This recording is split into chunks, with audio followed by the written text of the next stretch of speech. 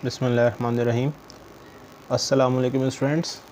तो हम अपना आइसोमेरिज़म से रिलेटेड लेक्चर्स को कंटिन्यू रखेंगे और उसी में आज हम बात करेंगे मेटामेरिज़म की।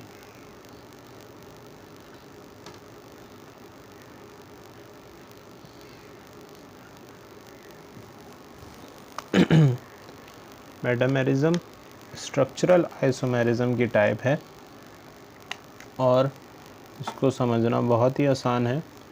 जैसे आपने फंक्शनल ग्रुप में देखा था ROR,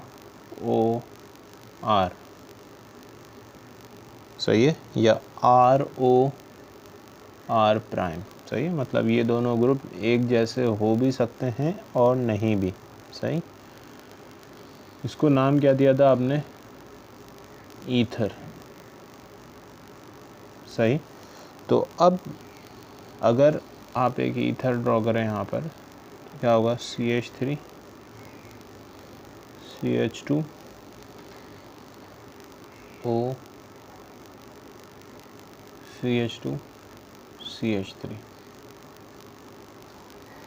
इसको मज़ीद कैसे ड्रॉ कर सकते हैं? मज़ीद क्या हो सकता है? ये CH3 O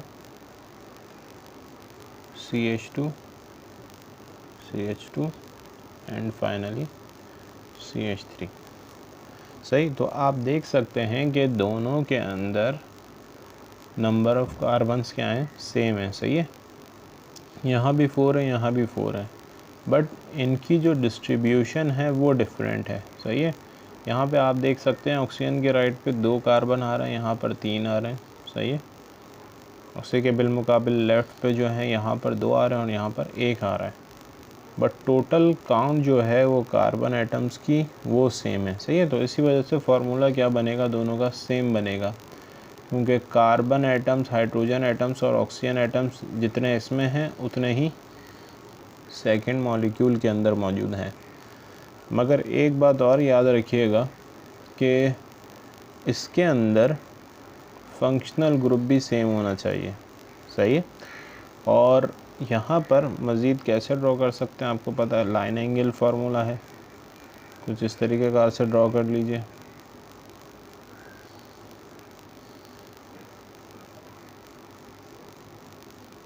सही है, देख लीजिए कि कार्बन एटम्स कितने बन रहे हैं दोनों तरफ।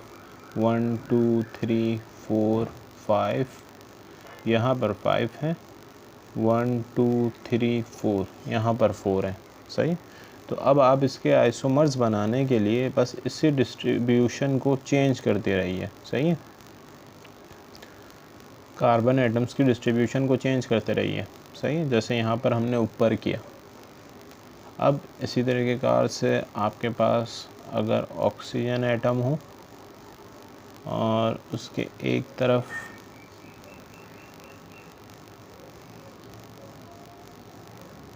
कोई साइक्लिक ग्रुप लगा हो,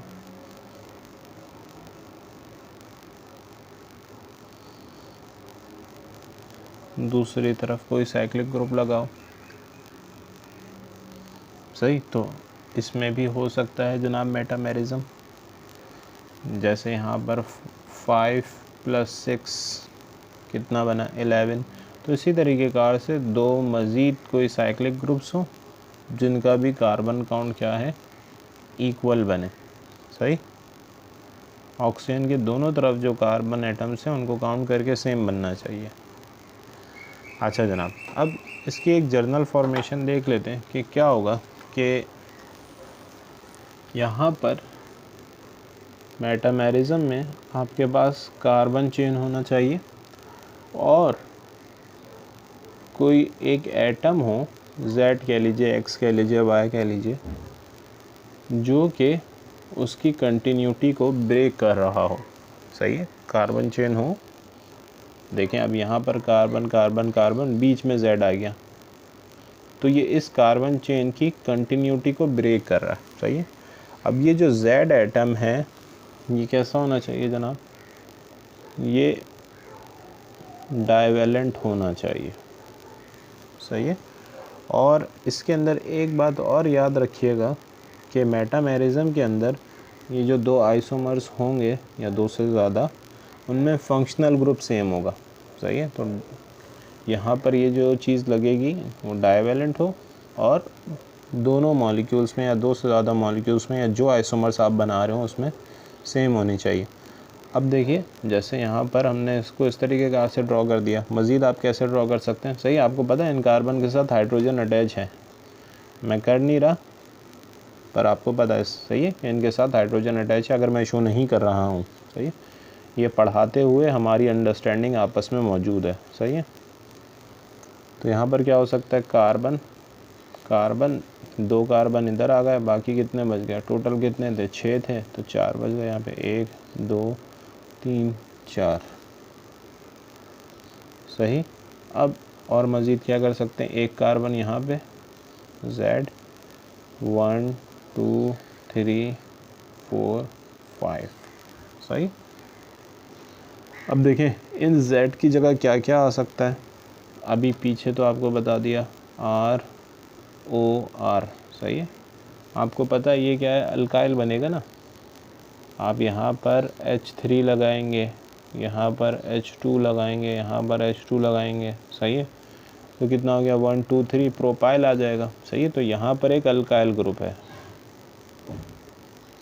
इसी तरीके कार से यहाँ पर H3C CH2 CH2, तो ये भी आपके पास क्या हो जाएगा, प्रोपाइल हो जाएगा। सही है, अभी की सूरत हाल में दोनों अल्काइल ग्रुप सेम है, बट यहाँ पर देखें 1 2 3 4, ये ब्यूटाइल हो गया और ये आपको पता है ये क्या हो जाएगा, ये इथाइल हो गया 1 2। सही है, इसी तरीके कार से ये मिथाइल हो गया और यहाँ पर ये पेंटाइल हो गया। सही है, ROR ग्रुप या ROR प्राइम, मतलब इसका कि आपके पास ईथर के अंदर मेटामेरिज्म होगा। सही है, क्योंकि ऑक्सीजन आपको पता है डाइवेलेंट है। इसी तरीके का से ऑक्सीजन फैमिली का मेंबर सल्फ़र, तो SRSR। सही है, या RSR प्राइम, इसको भी हम ईथर कहते हैं, पर सल्फ़र की प्रेजेंस की वजह से हम इसको थायो ईथर कहते हैं।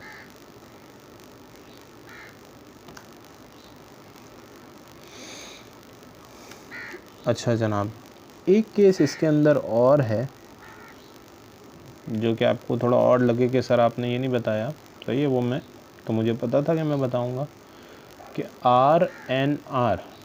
सही है, अब इसके अंदर एक सोचने वाली बात ये है कि सर आपने डाइवेलेंट बोला था, पर अगर आप लोगों को याद हो या आपको एक कंपाउंड याद हो NH3, तो उसके मुताबिक ये नाइट्रोजन जो है वो ट्राइवेलेंट है। सही है, यहाँ पर ये क्या है, 3 बॉन्ड्स फॉर्म करता है। सही है, और ये चीज़ जो है RN, यहाँ पर H लगा दीजिए, यहाँ पर H लगा दीजिए। सही है, ये कहलाता है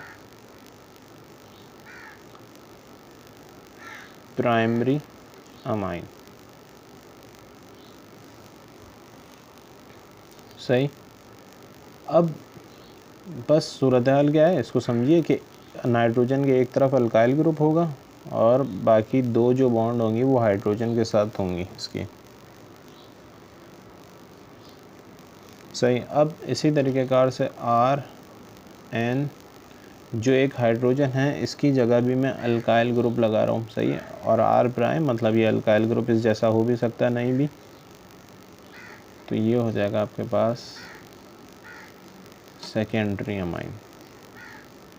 सही, आप समझ रहे होंगे बात कि प्राइमरी सेकेंडरी किस बुनियाद पे कह रहे हैं। अगर एक अल्काइल ग्रुप है, 2 हाइड्रोजन है तो प्राइमरी, 2 अल्काइल ग्रुप हैं, 1 हाइड्रोजन है तो हम इसको कहेंगे सेकेंडरी अमाइन।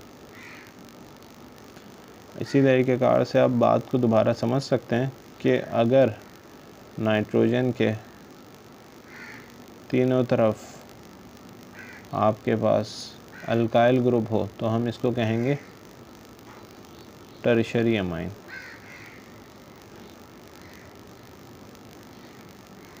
सही है, यहाँ पर R प्राइम लगाया, यहाँ पर R डबल प्राइम लगाया है। सही है, यहाँ पर भी वही बात दोबारा कि ये R डबल प्राइम इस R प्राइम जैसा भी हो सकता है या इस R जैसा भी हो सकता है। सही है, पर ज़रूरी नहीं है। सही है, तो अब यहाँ तक जो आप बात समझ रहे हैं, तो उसमें बेटा ये जो नाइट्रोजन है, यहाँ से हाइड्रोजन अटैच होगा और यहाँ पर जो हम बात कर रहे हैं बेसिकली वो हम बात कर रहे हैं सेकेंडरी अमाइन की। सही है। अच्छा, अब आप सोच सकते हैं या जहन में बात आ सकती है कि सर टर्शरी अमाइन में क्यों नहीं। हाँ, टर्शरी अमाइन में भी हो सकता है मेटामेरिज्म, मगर उसकी कंडीशन याद रखिएगा बेटा कि R(N)R' और यहाँ पर जो भी ग्रुप लगा हो, सही है, R" लगा दिया, ये क्या होना चाहिए, फिक्स होना चाहिए। सही है, इसको चेंज नहीं होना चाहिए। यहाँ वाले जो हैं वो चेंज होता रहे तो फिर ये क्या होंगे, ये मेटामर्स होंगे। सही है, तो टर्शरी अमाइन में भी पॉसिबल है ये, but one of the alkyl group must be fixed. एक अल्काइल ग्रुप फिक्स होना चाहिए। सही है। तो जनाब आपके पास, अब आप यहाँ तक बात समझे कि मेटामेरिज्म में फंक्शनल ग्रुप सेम रहेगा, मतलब फंक्शनल ग्रुप में चेंज नहीं आएगा। सही है, there will be no change in functional group. इस तरीके का से लिख देते हैं हम, no change in functional group. सही है। और क्या होगा, जो कार्बन की कंटिन्यूटी है, कार्बन चेन की कंटिन्यूटी है वो ब्रेक होगी। सही है, सही है, ये बात हो गई। अब इसके अंदर और क्या होगा, आपके पास कुछ नए आइसोमर्स फॉर्म होंगे। सही है, फॉर्मेशन ऑफ न्यू आइसोमर। सही है, जैसे यहाँ पर आपको दिखाया कि ये कार्बन की कंटिन्यूटी को ब्रेक भी कर रहा है, यहाँ पर आपके पास फंक्शनल ग्रुप चेंज चल रहा है, और यहाँ पर आपके पास क्या हो रहा है कि अल्काइल ग्रुप की डिस्ट्रीब्यूशन को चेंज, और कार्बन के डिस्ट्रीब्यूशन को हम चेंज कर रहे हैं, तो हमारे पास एक न्यू आइसोमर फॉर्म हो रहा है।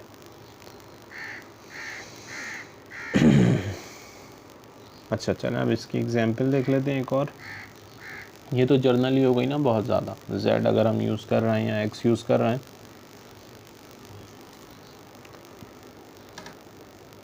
अभी हमने ऑक्सीजन लिया था, अब सल्फ़र ले लेते हैं, CH3 CH2 CH2 सल्फ़र और CH2 CH3। सही। अब यहाँ पर अगर मैं क्या करूँ, ये यहाँ से एक कार्बन उठा के उधर ले जाऊँ तो ये क्या हो जाएगा, CH3 CH2 S CH2 CH2 CH3। तो अब क्या ये एक नया मॉलिक्यूल होगा? तो जवाब है बेटा नहीं। सही है, क्यों? क्योंकि देखें यहाँ पर क्या है, 3 कार्बन एटम्स, यहाँ 2 कार्बन एटम्स, यहाँ पर 2 कार्बन एटम्स, यहाँ पर 3 कार्बन एटम्स। सही है, तो ये दोनों जो हैं वो दरअसल सेम है, ये सेम है। सही है, अब क्या करें, ये तो मेटामर नहीं बना, आइसोमर नहीं बना, अब क्या करेंगे, CH3 S CH2 CH2। अच्छा जनाब, कितने आ जाएंगे, टोटल कितने थे, 5 थे ना, तो 5 में से आपने एक यहाँ कर दिया तो 4 यहाँ कर दीजिए, CH2 CH3। सही है, तो अब यहाँ पर ये जो है ये इसका आइसोमर है, ये दोनों तो सेम ही है ना, ये इनका आइसोमर है, या जिसको आप कहेंगे मेटामर है, मोर स्पेसिफिकली। सही। अब इसी तरीके कार से नाइट्रोजन से रिलेटेड भी मेटामर देख लेते हैं हम कुछ।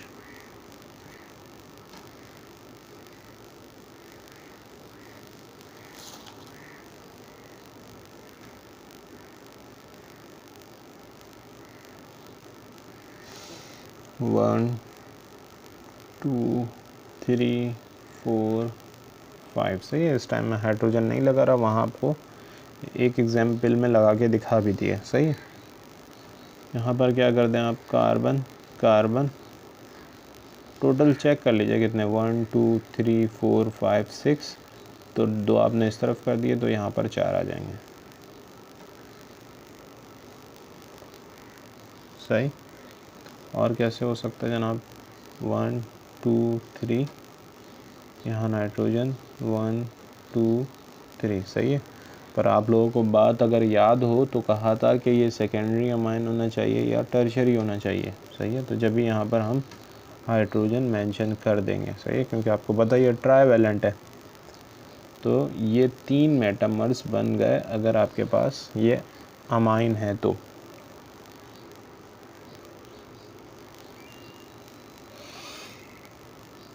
अच्छा जनाब, एक और बात करते हैं। एक आपने ग्रुप देखा होगा RCOOR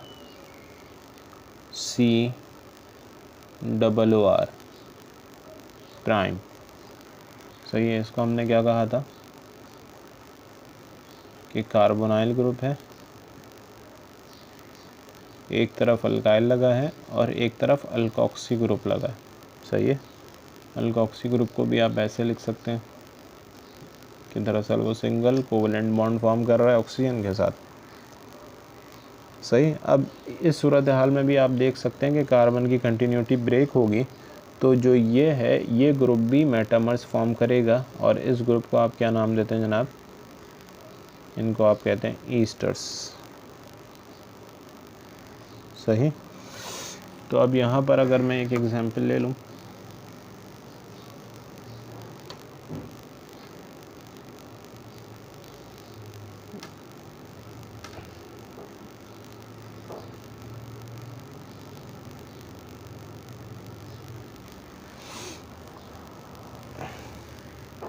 तो अब आप देख ही सकते हैं कि आप इसका दूसरा मेटामर कैसे बना सकते हैं। सही है। या तो ये कीजिए कि ये एक कार्बन उठा के यहाँ कर दीजिए, या यहाँ से एक कार्बन उठा के उस तरफ कर दीजिए। सही है। तो हम यहाँ से एक उठा के उस तरफ कर देते हैं।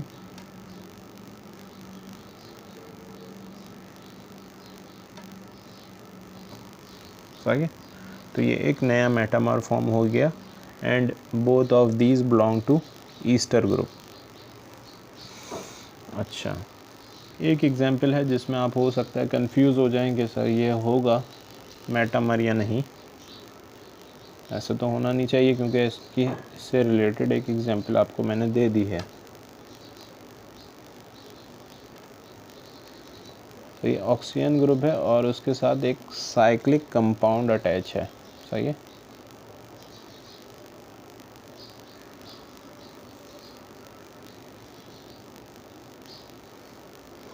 और इसी तरीके कार से इस तरफ भी कार्बन के या कार्बोनाइल के कार्बन के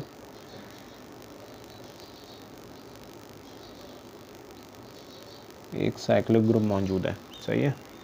यह हेक्सागोन है और आपको पता है ये पेंटागोन है।